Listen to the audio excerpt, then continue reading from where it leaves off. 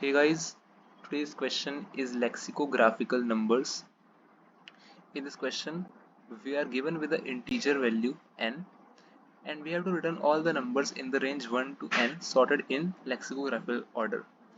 So lexicographical order means the order in which we have numbers in dictionary elements like for this example n equals to 13. We can see as 1 comes before 2, 3, 4, 5, 6, 7, 8, and 9.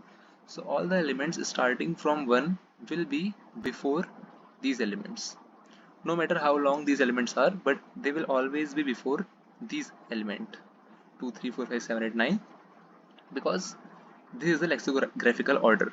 So for this example, if we had 100, so 100 will be before 11. Okay, as we can see in the example. So what we can see from the example that we are going to the depth of every element, going to depth as we can run a loop from for 1 to n and then 1 to 9, and then we will go to depth to that number. Like for 1 we go to 10, then we go to 100, but if we when we go to 100 we check that 100 is greater than n and we have to push the elements till n only, so we discard that and does not go to further in depth.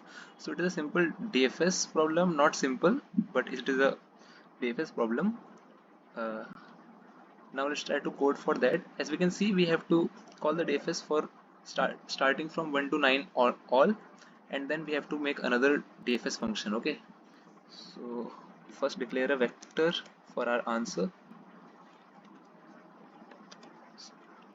vector int answer, and now let's run a loop. As you have to first call DFS from 1 only, I equals to 1 and I less than equals to 9, I plus plus. Now we will call a function, let's name it solve only, and we will pass these three things. First the answer that we created, the current iteration value I, the n that is given, and the answer vector in which we have to append the values, and finally after this for loop we will simply return our answer. Now this answer will be updated in the function. Let's create this void solve. Now these three values are passed, int I, int n, and the vector. Take it by reference and we have to update values in the current vector only. Now if the current value is greater than, what is the base case? If the current value in which we are is greater than n, that means it exceeds the limit, so we will simply return from that particular function.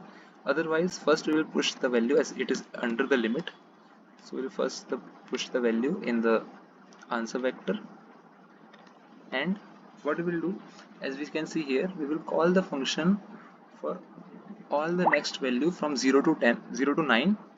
And like for this, if we have to call the function for 1 0, then what we can see, what we can do, we will call the function by changing the current I value, the current value for the function, to 1 into 10 plus 0. For this 11, 1 into 10 plus 1.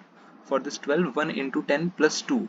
So we can see that we have to call the function for I into 10 plus current iteration, which is from 0 to 9. Okay, so let's simply run a loop for that. Let's take j as we have already used I. Now we have to call from 0 to 9 for all values. So for j equals to 0, j less than equals to 9, j plus plus. And as I discussed, we have to call function for I into 10 plus j. So our first value, which is the current value, will go like I into 10 plus j, comma n, comma answer. Now let's run this.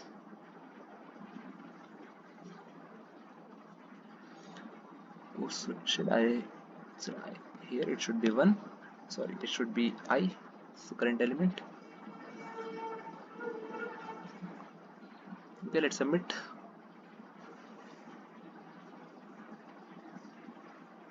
So the code is accepted. Thank you for watching. Wait a second. Okay, thank you for watching.